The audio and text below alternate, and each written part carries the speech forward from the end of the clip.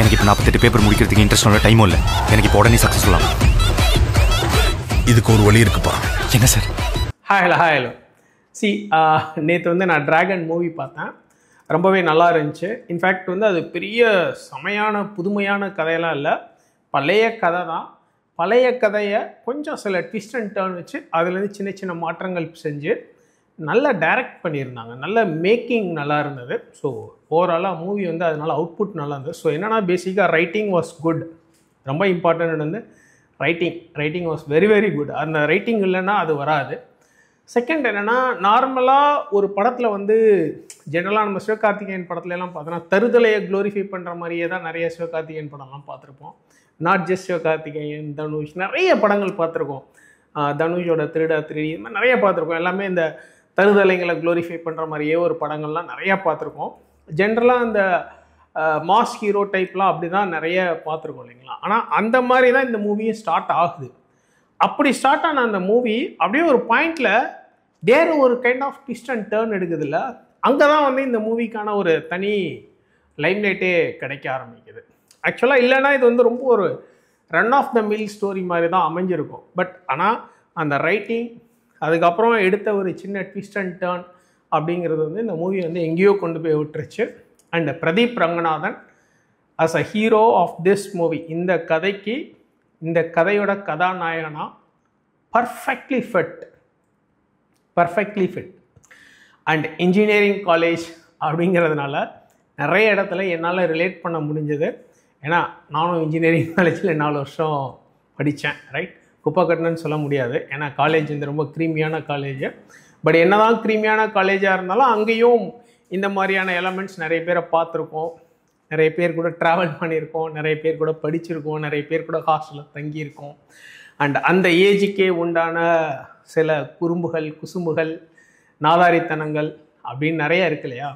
இதெல்லாமே பார்க்கும்போது அது கொஞ்சம் மாதிரி என்ன சொல்லுது, மனசுக்கு கிட்ட அப்படியே க்ளோஸாக, இவன் நம்ம பார்த்த பையன், இவன் ஃப்ரெண்டு, அவன மாதிரி இல்லை, இவனை மாதிரி இல்லை, இந்த நாட் இப்படி இருக்கலாம் அப்படின்ற மாதிரி ஒரு ரிலேட்டபிலிட்டி கிடைச்சது. ஏன்னா இந்த சிமிலர் பேட்டர்ன் ஆஃப் ஸ்டோரி, ஐ மீன் அந்த லவ், ஒரு ரெக்கடு பர்சன், அதாவது ஒரு கிளாஸில் டாப் அந்த ஸ்டேட்டஸில் இருக்கிற ஒரு பொண்ணு, கிளாஸில் லாஸ்ட்டில் இருக்கிற ஒரு பையன், அவங்க 2 பேருக்கு இடையில லவ், அதுக்கப்புறம் அந்த பொண்ணு வந்து இவனை வேண்டாம் அப்படின்னு சொல்லி பிரேக்கப் கொடுக்கறது, லைஃப் வேறு லவ் வேறு அப்படின்னு சொல்லி, இதெல்லாமே ஆல்மோஸ்ட் கண்கூடாக நான் பார்த்துருக்கேன். என்னோடய ஃப்ரெண்ட் சர்க்கிளில், காலேஜில், நிறைய இடத்துல ரொம்ப லைவாக பக்கத்தில் அதை அப்படி இருந்து பார்த்துருக்கேன். ஸோ அதனால் இந்த கதை வந்து எனக்கு ரொம்ப ஒரு மாதிரி அப்படியே க்ளோஸ் டு த ஹார்ட் மாதிரியே இருந்தது, பார்த்த இன்சிடென்ட்ஸாகவே இருந்தது. சரிங்களா, ஃபைன். எனிவே, இப்போ வந்து என்னோடய பர்பஸ் வந்து இந்த மூவியை ரிவ்யூ பண்ணுறதில்ல, பட் இந்த மூவியில் நிறைய நல்ல விஷயங்கள் இருக்குது. நம்ம வந்து ஒரு ஐஏஎஸ் ஆஸ்பிரண்ட்டோட ஒரு பார்வையில், ஒரு பர்ஸ்பெக்டிவில் இந்த மூவியில் என்னெல்லாம் இருக்குது அப்படிங்கிறது தான் இப்போ நான் இந்த வீடியோவில் உங்களுக்கு டீட்டெயில்டாக டிஸ்கஸ் பண்ண போகிறேன். சரிங்களா, த வெரி ஃபர்ஸ்ட் பாயிண்ட் என்ன அப்படின்னு கேட்டிங்கன்னா, அந்த hero character PR, that means Pradeep Ranganathan, அவர் வந்து சொல்லுவார், மச்சான் 48 அரியரும் உடனே கிளியர் பண்ணி உடனே சக்ஸஸ்ஃபுல் ஆகணும் அப்படின்னு சொல்லுவார். அது வந்து எனக்கு நிறைய விஷயம், நம்ம அஸ் அ ட்ரெயினராக, அஸ் அ ஃபேக்கல்ட்டியாக இங்கே நிறைய விஷயம் பார்க்குறோம் இல்லைங்களா. நிறைய பேர் வந்து 6 மாதத்தில், 1 வருஷத்தில் உடனே பாஸ் பண்ணிடணும், உடனே சர்வீஸ் வாங்கிடணும்னு நினைப்பாங்க இல்லையா. அந்த மாதிரி நிறைய ஒரு சில கேண்டிடேட்ஸ் பார்க்கும்போது அது அப்படியே ரிலேட் ஆச்சு. இல்லை, யூபிஎஸ்சி ப்ரிப்பரேஷன்றது அது மாதிரி உடனே நடக்கிற விஷயம்லாம் கிடையாது. இதில் நிறைய ஃபெயிலியர்ஸ் இருக்கும், நிறைய அட்டம்ப்ட்ஸ் இருக்கும், நிறைய டைம் எடுக்கும், எல்லாருக்கும் அது அமையாது. ஒரு சிலருக்கு மேபி ஒரு அட்டெம்ப்டில் கிடைக்கலாம், பட் ஆனால் இங்கே வெயிட்டிங் டைம் அப்படிங்கிறது டெஃபினட்டாக இருக்குது. ஸோ அந்த உடனே அப்படின்ற அந்த டயலாக் பார்த்தோன்னே உடனேலாம் எதுவும் நடக்காது அப்படின்றது எனக்கு, உடனேலாம் எதுவும் நடக்காது அப்படிங்கிறது எனக்கு தோணுச்சு. ஸோ யூபிஎஸ்சி ப்ரிப்பரேஷன்லையுமே எதுவுமே உடனே நடக்காது. Right, fine. தென் அதுக்கப்புறம் எத்திக்கலாக நிறைய பிரின்சிபிள்ஸ், நிறைய ஃபிலாசபிஸ் இந்த மூவியில் எனக்கு ரொம்ப மாதிரி கண்கூடாக தெரிஞ்சது. என்ன அப்படின்னு கேட்டிங்கன்னா, அந்த hero character Pradeep Ranganathan towards climax பக்கத்தில் வரும்போது அந்த கல்யாண மேடையிலேருந்து தாலி கட்டாமல் எந்திரிச்சிருவான். எந்திரிச்சிட்டு ஒரு விஷயம் சொல்லுவான், இல்லை நான் நிறைய பொய் சொல்லியிருக்கேன், நான் பொய் சொன்னி நான் ஃப்ராடு பண்ணதுனால இன்னும் சில நல்லவங்களோட வாழ்க்கை பாதிக்கப்பட்டிருக்கு, அண்ட் அடுத்தவங்களோட பாதிப்பு, அடுத்தவங்களுக்கு நான் ஹார்ம் க்ரியேட் பண்ணி தான் நான் ஒரு குட்னஸை என்ஜாய் பண்ணுறேன், ஒரு ப்ளஷரை என்ஜாய் பண்ணுறேன்னா அது எனக்கு மனசுக்கு உடன்படலை, எனக்கு தப்பாக தோணுது, நான் இவ்வளோ நாள் எவ்வளோ ஃப்ராடு பண்ணிட்டேன், எவ்வளோ தப்பு பண்ணிட்டேன், இனிமேல் நான் அந்த தப்பை பண்ண விரும்பலை அப்படின்னு சொல்லிட்டு அந்த கல்யாண மேடையிலேருந்து தாலி கட்டாமல் எந்திரிச்சிருவார். ஏன்னா அவர் ரொம்ப அந்த கல்யாணம் வேணும்னு ரொம்ப ஆசைப்பட்டு அதுக்காக நிறையா உழைச்சிருப்பார், நிறையா ஃப்ராடு பண்ணியிருப்பார். பட் ஸ்டில் அவர் அந்த மனசாட்சி அப்படின்னு ஒன்று இருக்கு இல்லையா, அதுக்கப்புறம் எந்திரிச்சிருவார். ஸோ அந்த ஒரு விஷயம் என்ன அப்படின்னு கேட்டிங்கன்னா, ஃபிலாசபிக்கலாக நம்ம வந்து மில்ஸ் யூட்டிலிட்டேரியானிசம் அப்படின்னு சொன்னோம். அதாவது அடுத்தவங்களுக்கு ஹார்ம் க்ரியேட் பண்ணிவிட்டு நீ ஒரு விஷயத்தில் ப்ளஷர் என்ஜாய் பண்ணுற அப்படின்னா நீ வந்து மிருகத்துக்கு சமானமானவன், உனக்கு வந்து ஒரு நல்ல புத்தி சுவாதீனம் இல்லாத ஒருத்தன், நீ வந்து ஒரு நல்ல குவாலிட்டியான ஒரு ப்ளஷரை நீ என்ஜாய் பண்ணலை, நீ என்ஜாய் பண்ணுற அந்த சந்தோஷன்றது ஒரு குவாலிட்டியான சந்தோஷமாக இருக்கணும் அப்படின்னா யாரையும் காயப்படுத்தாமல், யாருக்கும் தீங்கு விளைவிக்காமல் நேர்மையான முறையில் சரியான வழிமுறையில் நீ அந்த ஒரு சந்தோஷத்தை அடையணும் அப்படின்னு சொல்லி ஜேஎஸ் மில் யூட்டிலிட்டேரியானிசம் ஆர் அதர்வைஸ் கான்சிக்வென்ஷியலிசம், நம்ம இதை தான் எத்திக்ஸ் வந்து கான்சிக்வென்ஷியலிஸ்ட் எத்திக்ஸ் அப்படின்னு சொல்லுவோம். ஸோ அவர் சொல்லியிருப்பார், இன்ஃபேக்ட் அதில் ஒரு கோட் கூட சொல்லியிருப்பார், it is better to be a Socrates dissatisfied than a fool satisfied. So இதுதான் அந்த பிரதீப் ரங்கநாதன் வந்து அந்த ஸ்டேஜை விட்டு வெளியில் இறங்கி வந்து நான் தாலி கட்டலை, நான் பொய் பேசியிருக்கேன், ஃப்ராடு பண்ணியிருக்கேன், நான் இன்னொருத்தனோட நல்ல வாழ்க்கை, இன்னொருத்தனோட மெரிட்டோரியஸான ஒரு லைஃப்பை வந்து ஸ்பாயில் பண்ணிவிட்டு நான் இதை அடைஞ்சிருக்கேன்றது எனக்கு உடன்பாடு இல்லை அப்படின்னு சொல்லியிருப்பார். ஸோ தட் இஸ் ரொம்ப நல்ல ஒரு வேலிடான ஒரு பாயிண்ட். சரிங்களா? அடுத்து இன்னொன்று என்னென்னா, இந்த வாய்ஸ் ஆஃப் கான்சியன்ஸ் அப்படின்னு சொல்லுவோம். வாய்ஸ் ஆஃப் கான்சியன்ஸுங்கிறது நம்ம தமிழில் வந்து பார்த்திங்கன்னா திருக்குறள் ஒன்று இருக்கும், தன்னெஞ்செறிவது பொய்யற்க பொய்த்தப்பின் தன்னெஞ்சே தன்னை சுடும் அப்படின்னு போனீங்களா. அது வந்து பிரதீப் ரங்கநாதனுக்கு ஃபஸ்ட்லாம் தோணலை, ஃபஸ்ட்லாம் அவருக்கு உரைக்கலை. அப்புறம் ஒரு பாயிண்டில் வந்து இல்லை நான் பொய் சொல்லிட்டேன்ல, இல்லை நான் ஃப்ராடு பண்ணிட்டேன்ல, இல்லை என் மனசாட்சி ஒத்துக்கலை அப்படின்னு சொல்லி யோசிக்கிறார் இல்லையா, that is voice of conscience. அப்போ அந்த திருக்குறள்லாம் எனக்கு ஞாபகம் வந்துச்சு, தன்னெஞ்செறிவது பொய்யற்க பொய்த்தப்பின் தன்னெஞ்சே தன்னை சுடும் அப்படிங்கிற ஒரு விஷயம். இன்னொரு விஷயம் என்ன அப்படின்னு கேட்டிங்கன்னா, லைஃப்பில் எப்போவுமே நம்ம ஒரு இடத்துல ஒரு பொய் சொல்ல ஆரம்பிச்சிட்டா அதுக்கப்புறம் கண்டினியூஸாக அந்த பொய்யை மறைக்க, அந்த பொய்யை சமாளிக்க நிறைய பொய் சொல்ல வேண்டிய ஒரு கம்பல்ஷன் உருவாகும்.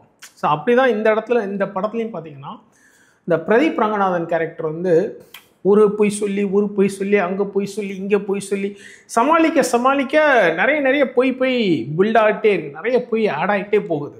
ஸோ எத்திக்கலி இது வந்து ரொம்ப ஒரு தவறான ஒரு விஷயம். அதனால தான் முடிஞ்ச அளவுக்கு என்னென்னா, உண்மையை சொல்லிட்டோம்னு வச்சுக்கோங்களேன், எப்போவுமே எதுக்கும் பயப்படவே தேவையில்லை.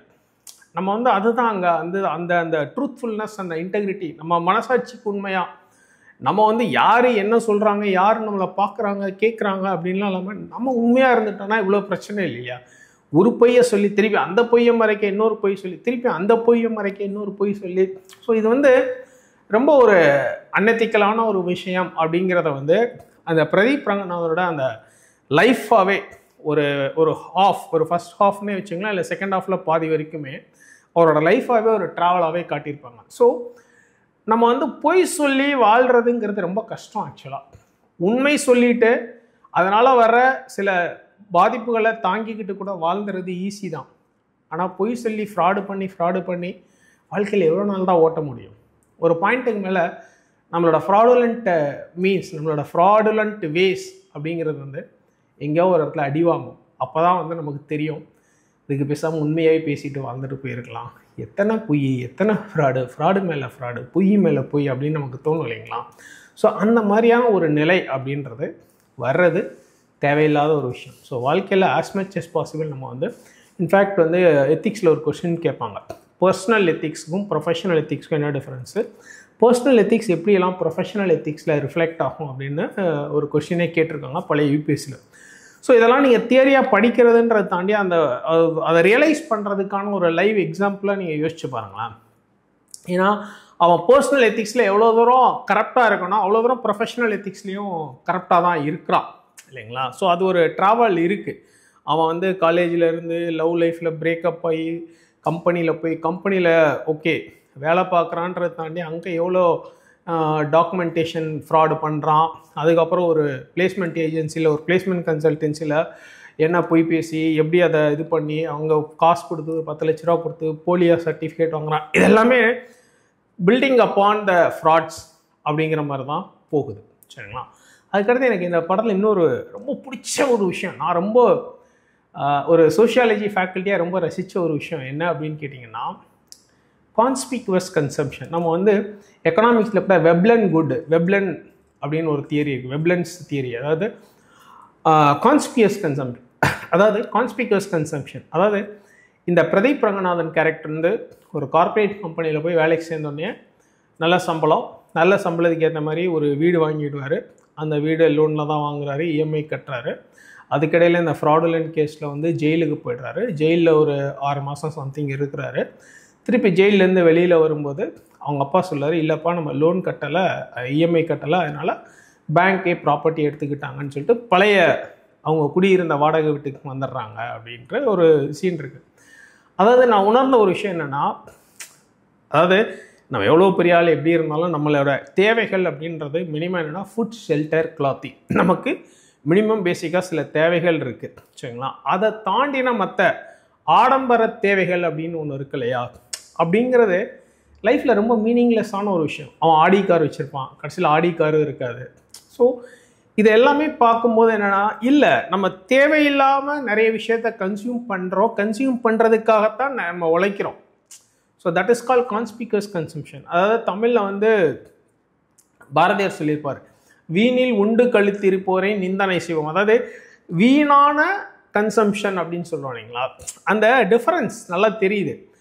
ஸோ நம்ம லைஃப்பில் எங்கே போய் ஸ்ட்ரகிளில் மாட்டிக்கிறோம், எதுக்காக ஸ்ட்ரகிளில் மாட்டிக்கிறோம் அப்படின்னு யோசிச்சிங்கன்னா இந்த மாதிரியான விஷயங்கள்ல தான். ஸோ அது வந்து அந்த டிரான்சிஷன், அந்த ஃபேஸ் ஆஃப் டிரான்சிஷன், இந்த ஃபேஸ்லேருந்து அந்த ஃபேஸ், அந்த டிரான்சிஷன்றது அது ஒரு கைண்ட் ஆஃப் ட்ரூத்ஃபுல்னஸ் அப்படிங்கிறத காட்டுச்சு. சரிங்களா? அதுக்கடுத்து இன்னொரு கேரக்டர் ரொம்ப பிடிச்ச கேரக்டர்னா மிஸ்கின் கேரக்டர். மிஸ்கின் வந்து காலேஜ் பிரின்சிபலாக இருப்பார். ஆக்சுவலாக அவர் தான் வில்லன் மாதிரியே காட்டுவாங்க, ஆனால் கடைசியில் அவர் தான் ஹீரோ மாதிரி நிற்பார். அதாவது அவருக்கும் இந்த பிரதீப் ரங்கநாதன் கேரக்டருக்கும் ஒரு கிளாஷ், ஒரு லடாய் இருந்துக்கிட்டே தான் இருக்கும். ஆனால் கடைசியில் அவர் வந்து ரொம்ப நல்ல விஷயங்கள் தான் பண்ணுவார். அவர் சொல்லுவார், இல்லைப்பா உன் வாழ்க்கையை கெடுக்கிறது என் நோக்கம் கிடையாது, நீ நல்லா இருக்கணுன்றதுக்காகத்தான் நான் சொல்கிறேன்.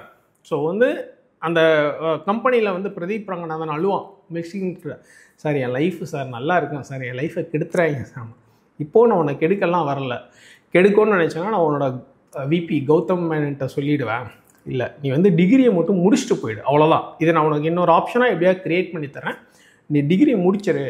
பட் டிகிரி முடிக்காமல் நீ இப்படி இருக்கிறது, இன்னும் நல்லா படித்து வேலை கிடைக்காம மார்க்கெட்டில் எவ்வளோ பேர் இருப்பாங்க இல்லையா, அவங்களுடைய நியாயமான ஒரு இதை வந்து நீ தட்டி பறிக்கிற, அதுவும் போலியான ஃப்ராடுலண்ட்டான வேஸ்ட்டில் நீ தட்டி பறிக்கிற அப்படின்னு சொல்லுவார். அதுக்கப்புறம் டுவர்ட்ஸ் கிளைமேக்ஸ் வந்து பார்த்திங்கன்னா அவர் மிஸ்கின் வந்து அவரோட பொண்ணையே பிரதீப் ரங்கநாதனுக்கு கல்யாணம் பண்ணி வைக்கிற மாதிரி வரும். ஸோ அது கொஞ்சம் சினிமேட்டிக் இது கிரிஞ்சு மாதிரி தான் இருக்கும். என்னென்னா லவ் டுடேயில் வந்து அதே இவானா கேரக்டர் வந்து ஃபைனலாக கிளைமேக்ஸ்லேருந்து மிஸ்கினோட பொண்ணாக காட்டாங்க. ஸோ அது ஒரு கைண்ட் ஆஃப் சினிமேட்டிக் கிரிஞ்சுன்னு வச்சுக்கோங்களேன். பட் அந்த சினிமேட்டிக் கிரிஞ்சை தூக்கிட்டு மிஸ்கினோட அந்த கேரக்டரைசேஷன், அது பிரின்சிபல் அப்படின்னு பார்த்தீங்கன்னா அது நல்ல ஒரு போர்ட்ரைல். ஆக்சுவலாக அது வில்லன் மாதிரி காட்டுவாங்க, ஆக்சுவலாக அவர் வில்லன் கிடையாது, ஹீரோ அவர் தான். ஏன்னா மிஸ்கின் வந்து இந்த படத்துக்கு பெரிய ஒரு ஸ்ட்ரென்த். ஆக்சுவலாக பிரதீப் ரங்கநாதனுக்கு எவ்வளோ ஸ்பேஸ் இருந்துச்சோ அதே ஈக்குவல் ஸ்பேஸ் வந்து மிஸ்கின்க்கும் கொடுத்துருந்தாங்க. So that's very good thing. So the pointers, அவர் மிஸ்கின் வந்து அஸ் அ பிரின்சிபல் அப்படின்ற ஒரு இடத்துல நின்றுட்டு சில விஷயங்கள் பண்ணுறாரு இல்லைங்களா, அது வந்து எனக்கு வந்து என்னால் ரிலேட் பண்ண முடியும். ஏன்னா நம்ம வந்து அஸ் அ ஃபேக்கல்ட்டியாக ஒரு இடத்துல நின்று இந்த யூபிஎஸ்சி கோச்சிங்கில் எத்தனை வருஷம் different kinds of people, different kinds of ஸ்டூடெண்ட்ஸை பார்க்குறோம், டிஃப்ரெண்ட் கைண்ட்ஸ் ஆஃப் ஆஸ்பிரண்ட்ஸ் பார்க்குறோம். நல்லவன் கெட்டவன், நல்ல ஆஸ்பிரண்ட் கெட்ட ஆஸ்பிரண்ட், எல்லா டைப் ஆஃப் ஆஸ்பிரண்ட்ஸுமே பார்த்துருக்கோம். அன்எத்திக்கல் ஆஸ்பிரண்ட்ஸையும் பார்த்துருக்கோம், எத்திக்கல் ஆஸ்பிரண்ட்ஸையும் பார்த்துருக்கோம், பயங்கரமான ஹானஸ்ட் ஆஸ்பிரண்ட்ஸை பார்த்துருக்கோம், சீட்டிங் ஆஸ்பிரண்ட்ஸை பார்த்துருக்கோம், நிறைய டிஃப்ரெண்ட் கைண்ட்ஸ் ஆஃப் ஆஸ்பிரண்ட்ஸ் எல்லாம் பார்த்துருக்கோம். ஸோ இந்த படத்தில் அந்த மிஸ்கின் ரோல் அப்படி பார்க்கும்போது எனக்கு நிறைய விஷயங்கள் அங்கே அப்படியே சிங்க் ஆகி போயிட்டு இருந்தது. ஓ, நம்ம வந்து எவ்வளோ எக்ஸ்பீரியன்ஸ் பண்ணியிருக்கோம் இந்த ஃபீல்டில், அதே மாதிரியான எக்ஸ்பீரியன்ஸஸ் அந்த மிஸ்கின் கேரக்டருக்கு கிடைக்கிது. ஏன்னா நான் இன்ஃபேக்ட் சில விஷயங்கள் எனக்கு இன்னும் அப்படியே மைண்டில் நிற்கிது. என்ன அப்படின்னு கேட்டிங்கன்னா, சரி ஆஸ்பிரன்ஸ் டிஃப்ரெண்ட் கைண்ட்ஸ் வருவாங்க சரிங்களா. நம்ம எவ்வளோ தான் கிளாஸில் நல்ல விஷயங்கள் சொன்னாலும் அதை ஏற்றுக்கிற ஆஸ்பிரன்ஸும் இருப்பாங்க, ஏற்றுக்காத ஆஸ்பிரன்ஸும் இருப்பாங்க. ஒரு சிலர் என்னென்னா நம்ம சொல்கிறத பாதரே பண்ண மாட்டாங்க.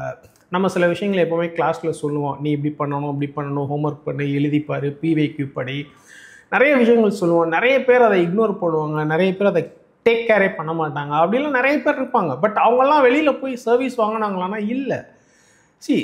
யூபிஎஸ்சி இல்லைனா அட்லீஸ்ட் டிஎன்பிஎஸ்சி குரூப் ஒன் வாங்கலாம், நிறைய ஆப்ஷன்ஸ் இருக்குல்ல. எந்த கவர்மெண்ட் சர்வீஸ்க்கும் அவங்களாம் ஃபிட் ஆக மாட்டாங்க. ஸோ த பாயிண்டர்ஸ் அந்த பிரின்சிபல் கேரக்டர் அந்த இடத்துல மிஸ்கின் வந்து ரொம்ப குட்வில்லோட தான் நிறைய விஷயங்கள் சொல்லுவார். பட் அது வந்து இந்த பிரதீப் ரங்கநாதன் அப்படிங்கிற அந்த டிராகன் ரைட், அந்த மாதிரியான கேரக்டருக்கு அது பிடிபடலை. அதனால நிறைய மிஸ்ஹேப்ஸ் நடக்குது, நிறைய கெட்ட விஷயங்கள் நடக்குது. அப்புறம் டுவோர்ட்ஸ் கிளைமேக்ஸில் வந்து அந்த பிரதீப் ரங்கநாதன் கேரக்டர் வந்து அதை அழகாக கேப்சர் பண்ணிடுவார். இல்லை நம்ம செஞ்சது தப்பு தான், நம்ம இப்படிலாம் இருந்திருக்கக்கூடாது அப்படின்னு கேப்சர் பண்ணுவார். ஸோ இந்த படத்தில் என்ன விஷயம் அப்படின்னு கேட்டிங்கன்னா, நான் உண்மையிலே அஸ் அ எத்திக்ஸ் ஃபேக்கல்ட்டியாகவும் சரி, இல்லை பொலிட்டிக்கல் சயின்ஸ் சோஷியாலஜி ஃபேக்கல்ட்டியாகவும் சரி, எனக்கு நிறைய விஷயங்கள் பிடிப்பட்டது. அந்த ஃபிலாசபிக்கலாக நிறைய விஷயங்கள் இதில் புரிஞ்சது. So the pointers morality and ethics அப்படிங்கிறது ரொம்ப ரொம்ப இம்பார்ட்டண்ட் லைஃப்பில். ஓகே, சில பேர் இது காமெடியாகவும் நினைக்கலாம். ஏன்னா நானே சில நேரம் சொல்லுவேன், யூபிஎஸ்சி எத்திக்ஸ் பேப்பர் வச்சுருக்கதே ஒரு காமெடியாக இருக்குப்பா அப்படின்லாம் சில நேரம் யோசிச்சிருக்கேன். சும்மா கிளாஸில் ஃபன்னியாகவும் சொல்லியிருக்கேன். ஏன்னா ஷஃபீர் கரீம்னு ஒருத்தர், அவர் வந்து 2015 பேட்சில் ஐபிஎஸ் செலக்ட் ஆகி நல்லா ரேங்க் எடுத்து தமிழ்நாடு கேடரில் வந்தவர். அதுக்கப்புறம் ஐஏஎஸ் வாங்கணும்னு திருப்பி எழுதினார். அவர் ஃபஸ்ட் ஐபிஎஸ் வாங்கும்போது எத்திக்ஸில் நல்ல ஸ்கோர், செமையான score, one of the best score அந்த டைமில். அதுக்கப்புறம் 2016 17 இஃப் ஐம் ரைட் 17 வந்து திருப்பி அவர் அட்டெம்ப்ட் கொடுக்குறாரு ஐஏஎஸ் வாங்கணுன்ட்டு. அதில் வந்து எத்திக்ஸ் பேப்பரில் மால் ப்ராக்டிஸ் பண்ணி ஃப்ராடுலண்ட் வே, அதாவது நம்ம முன்னாபாய் எம்பிபிஎஸ் எந்திரன்ல எல்லாம் பார்த்துட்டோம்ல, ரஜினிகாந்துக்கு அந்த டெக்னிக்கல் கேட்ஜெட்ஸ் வச்சு எப்படி இந்த ஐஸ்வர்யா ரோலில் பண்ணுவாங்க, முன்னாபாய் எம்பிபிஎஸ்ல எப்படி பண்ணுவாங்கன்னு அந்த மாதிரியான ஒரு வேலை பண்ணி போலீஸில் மாட்டிக்கிட்டாரு. அதுக்கப்புறம் கேஸ் ஆகி ஜெயிலில் போட்டாங்க இல்லைங்களா. ஸோ அந்த எத்திக்ஸ் பேப்பர் அப்படிங்கிறது வந்து யூபிஎஸ்சி கொண்டு வந்த பர்பஸ் வேறு.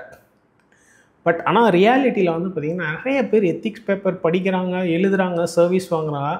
ஆனால் உள்ளே போய் ரொம்ப எத்திக்கலாக பிஹேவ் பண்ணுறாங்கன்னா அது கொஞ்சம் பெரிய ஒரு ஐரானி அப்படின்னு தான் சொல்லணும்.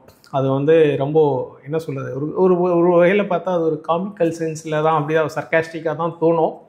பட் ஸ்டில் என்ன அப்படின்னீங்கன்னா, நம்ம கால் பாப்பர் ஒன்று சொல்லியிருப்பார், பீஸ் மீல் சோஷியல் இன்ஜினியரிங் அப்படின்ட்டு. ஓகே, இந்த எத்திக்ஸ் பேப்பர் இது காமிக்கலாக இருக்குது, எத்திக்ஸ் எழுதி நல்ல மார்க் எழுதி சர்வீஸ் போகிறவன் எத்திக்கலாக இல்லை அப்படின்லாம் நிறைய விஷயங்கள் இருக்குது. கிரிட்டிசிசம் சொல்லுவாங்க, சர்க்காஸ்டிக்காக பேசுவாங்க. பட் ஒரு விஷயம் என்ன அப்படின்னு கேட்டிங்கன்னா, அட்லீஸ்ட் இந்த எத்திக்ஸ் பேப்பரை படிக்கிறதுனால அந்த எத்திக்கல் கான்செப்ட்ஸ் உள்ள ஃபிலாசபிக்கலாக உள்ள யோசிக்கிற அந்த ஒரு திறன் அப்படின்னு ஒன்று இருக்கு இல்லையா, அந்த யோசிக்கிற ஒரு தாட் ப்ராசஸ்ன்னு ஒன்று இருக்கு இல்லையா, ஒரு 1000 பேரில் ஒரு 200 பேர் ரிஃபார்ம்ட் ஆகினாலே பெரிய விஷயந்தான். ஸோ என்னென்னா, நீங்கள் ஒரு 500 பேர் நல்லா இல்லைன்னு பார்க்கலாம், எத்திக்ஸ் படிச்சுட்டு எத்திக்கலாக இல்லைன்னு நினைக்கலாம். அதில் ஒரு 200 பேர் அட்லீஸ்ட் எத்திக்கலாக ட்ரான்ஸ்ஃபர்மேஷன் ஒன்று நடக்கும் இல்லையா, அதுதான் இங்கே அவுட்கம். ஸோ இந்த சோஷியல் இன்ஜினியரிங் அப்படிங்கிறது வந்து என்னென்னா, நம்ம நினைக்கிற மாதிரி அப்படியே 100% பர்ஃபெக்ஷனோட 100% எல்லாருமே லைக் எத்திக்ஸ் பேப்பரில் நல்ல ஸ்கோர் எடுத்து ரேங்க் வாங்கின எல்லாருமே எத்திக்கலாக இருப்பாங்களா இல்லையான்றது தாண்டி, அட்லீஸ்ட் இந்த மாதிரி ஒரு பேப்பர் இருக்கிறதுனால ஒரு 15-20 பேராவது அவங்களோட தாட் ப்ராசஸை கான்டம்ப்ளேட் பண்ண வைக்கிறாங்க இல்லையா, தட் கான்டம்ப்ளேட்டிவ் ப்ராசஸ்ன்னு சொல்லுவாங்களா, அது நடக்குது இல்லையா, அதுதான் இங்கே சோஷியல் இன்ஜினியரிங். ஸோ இந்த எத்திக்ஸ் பேப்பரோட யூட்டிலிட்டி யூபிஎஸ்சி சிவில் சர்வீசஸ் எக்ஸாமில் அப்படிங்கிறதுனா 100% பர்ஃபெக்ட் யூட்டிலிட்டி எதிர்பார்க்க முடியாது. பட் டெஃபினட்டாக it has got some kind of utility, it has got its utility, right. So அது மினிமலாக இருந்தாலும் சரி, இல்லை மிட்வேல இருந்தாலும் சரி, it has got utility, right, fine. So இந்த டிராகன் மூவியில் வந்து நான் பார்த்த பர்ஸ்பெக்டிவ்ன்றது மொராலிட்டி அண்ட் எத்திக்ஸ். அதாவது சினிமேட்டிக்காக நிறைய விஷயங்கள் இருக்குது, சினிமேட்டிக் லிபர்ட்டியில் நிறைய என்ன லாஜிக்கல் மிஸ்ஹேப்ஸ் நிறைய அதெல்லாம் இருக்குது. ஓகே, அதெல்லாம் வந்து சினிமேட்டிக் லிபர்ட்டின்னு தனியாக ஓரம் கட்டிட்டு ஓவராலாக ஒரு ஸ்டோரியாக, ஒரு ட்ராவலாக, ஒரு ஜர்னியாக பார்த்திங்கன்னா the importance of morality and ethics அது ரொம்ப ரொம்ப இம்பார்ட்டன்ட். ஸோ அதுதான் இந்த டிராகன் மூவியில் நம்ம கற்றுக்க வேண்டிய விஷயம். அண்ட் அதுதான் அந்த டைரக்டருமே சொல்ல வர்ற ஒரு இம்பார்ட்டண்ட்டான ஒரு விஷயம். So all the whole dragon movie அப்படிங்கிறது ரொம்பவே நல்லா இருந்தது. ஸோ நம்ம ஆஸ் ஆஸ்பிரண்ட்டாக நீங்கள் பார்க்கும்போது நீங்கள் கிளாஸில் எத்திக்ஸில் நான் நடத்தின ஃபிலாசபிக்கல் விஷயங்கள் கீ ஜார்கன்ஸோட லிங்க் பண்ணி பாருங்கள். டெஃபினட்டாக அது உங்களுக்கு பயங்கர ப்ரொடக்டிவாக யூஸ்ஃபுல்லாக இருக்கும். ஏன்னா நம்ம படிக்கிறதுங்கிறது ரிலேட்டபிளாக படித்தா, இந்த மாதிரி ஸ்டோரிஸ் இந்த மாதிரியான விஷயங்களோட லிங்க் பண்ணி படித்தா ரிட்டென்ஷன் அண்ட் ரிட்ரைவல் நல்லாயிருக்கும். எக்ஸாமில் என்ன மாதிரியான கேஸ் ஸ்டடீஸ், என்ன மாதிரியான சிச்சுவேஷன்ஸ், என்ன மாதிரியான கொஸ்டின்ஸ் கொடுத்தாலும் டக்குன்னு பாயிண்ட் வந்து விழுகும். ஸோ அதுக்கு வந்து இது ரொம்ப இம்பார்ட்டண்ட்டாக இருக்கும். So that's it. Wish all the very best. Thank you.